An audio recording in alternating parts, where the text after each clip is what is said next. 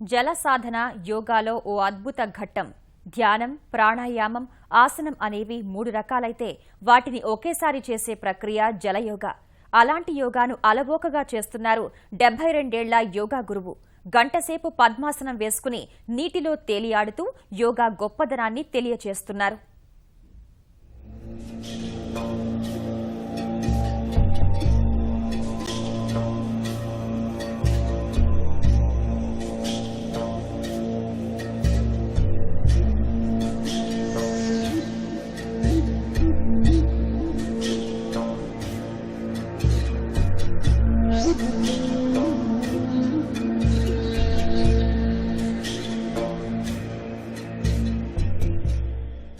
నీటిలో యోగా చేస్తున్న ఈయన యోగానంద భారతి.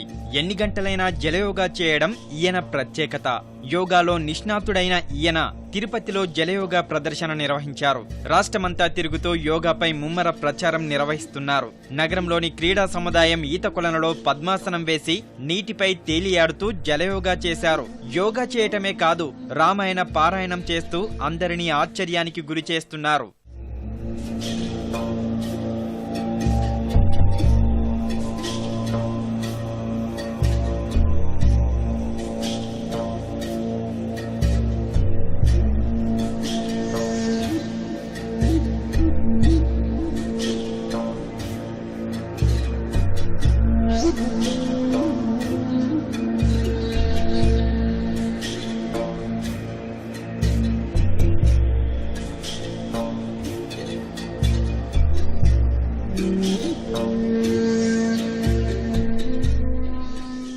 జలయోగతో పాటు ఔత్సాహికులకు యోగానంద భారతి శిక్షణ ఇస్తున్నారు. జలయోగ వల్ల బ్రహ్మనాడి తెరుచుకొని శరీరం తేలిక పడుతుందని ఆయన చెబుతున్నారు.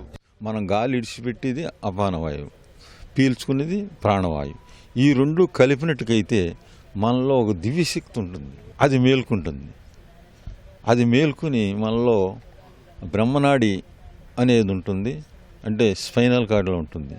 అంటే అది ఎంత ఉంటుందంటే ఎంట్రుకలో సహస్రాంశం రంధ్రం ఉంటుంది. అది తెరుచుకుంటే వాళ్ళకి బ్రహ్మజ్ఞానం కలుగుతుంది. వాళ్ళ సంకల్పం మాత్రాన్నే వాళ్ళు ఏదైనా చేయగలుగుతారు. ఒక అరగంట గంట చేసినట్టుగైతే కూలింగ్ అవుతుంది బాడీ అంతా కూడా, శారీరకంగా ఆరోగ్యం వస్తుంది.